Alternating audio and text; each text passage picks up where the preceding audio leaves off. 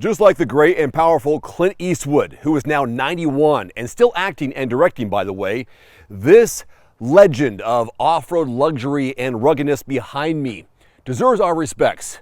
But it's time now for Scott Eastwood to take over the reins and continue this legacy with new updates and better technology. This, of course, is the 2021 Lexus LX570, a full-size luxury SUV. It has two configurations, 2 rows and 3 rows, so seating for 5 or 8. We have the latter.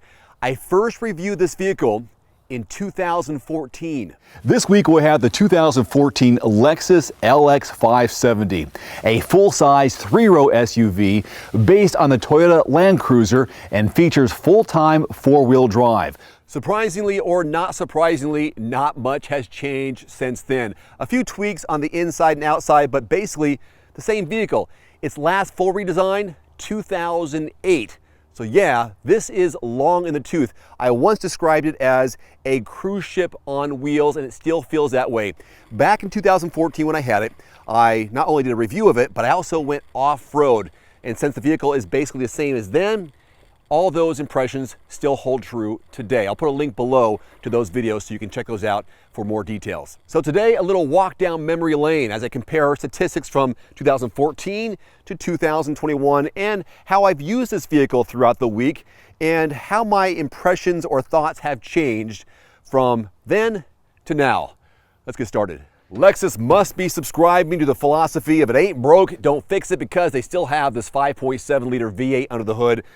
383 horses, 403 pound-feet of torque, although in 2014 it was mated to a 6-speed automatic transmission, whereas now they're going with an 8-speed automatic transmission, and fuel economy nearly identical as it was back then. It is now 12 city, 16 highway. Back then, 12 city, 17 highway.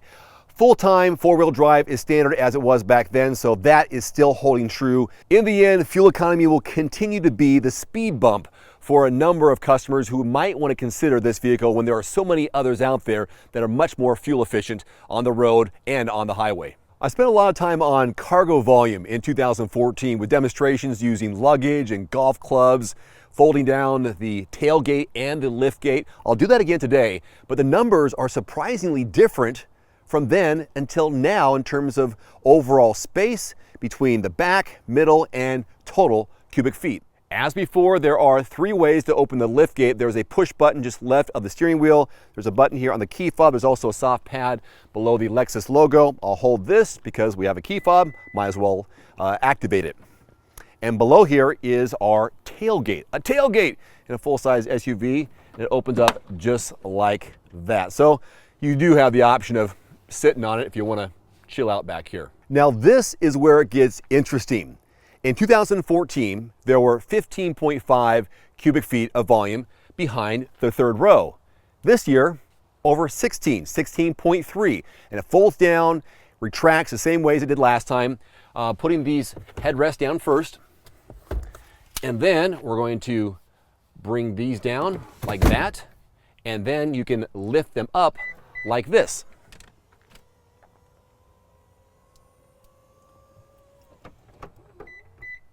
In 2014, there were 41 cubic feet of volume when these seats are up. Now there is 41.6. Now here's the big difference in 2021.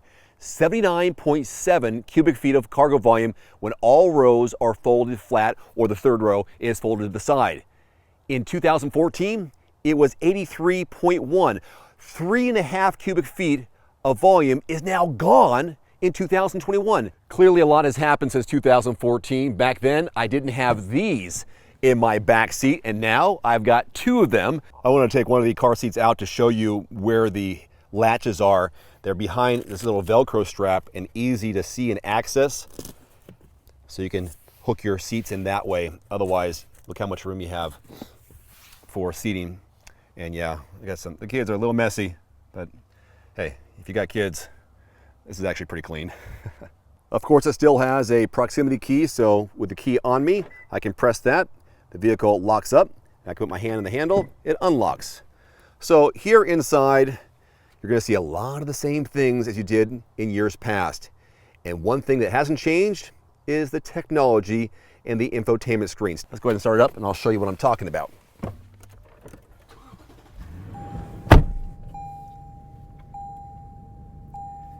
This looks very familiar here. And this right here is a big mess of buttons and dials. And this right here is the hardest thing to get used to, in my opinion. You got all the climate controls there. You got your analog clock along with all the digital elements. But look at those graphics.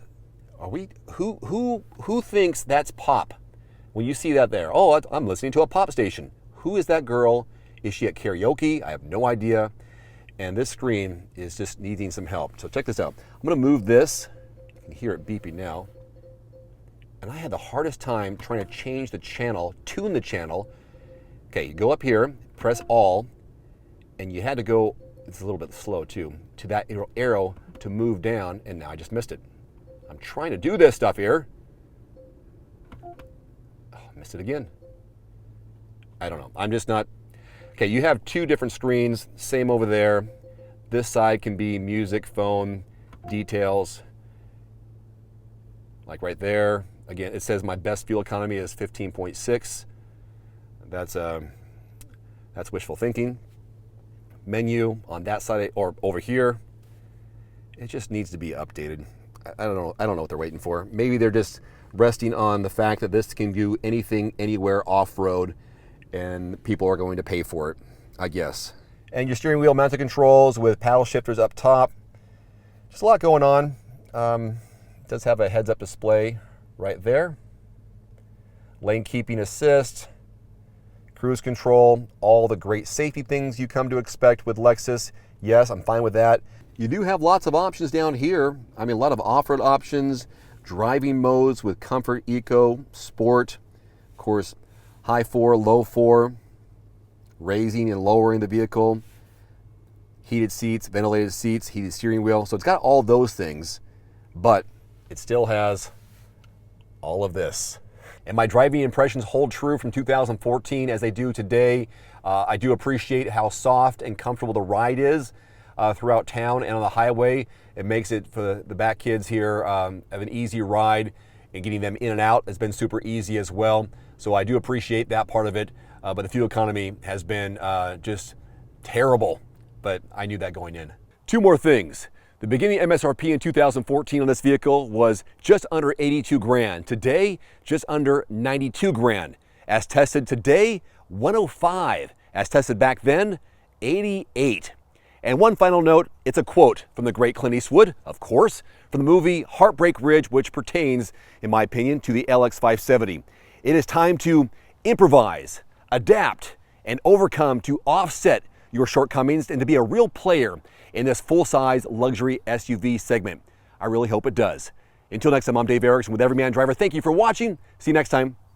Adios. One final note, if you are in the market for a new vehicle soon, great. Connect with your local dealership and price and test drive at least 3 different vehicles.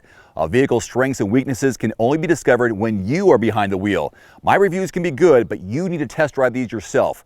Visit quotes.everymandriver.com, select the make, model, and your zip code, and you'll get invoice pricing in your area on those vehicles. Shop smarter with price quotes at quotes.everymandriver.com. Thanks for watching. Please click subscribe and give us a thumbs up. See you next time.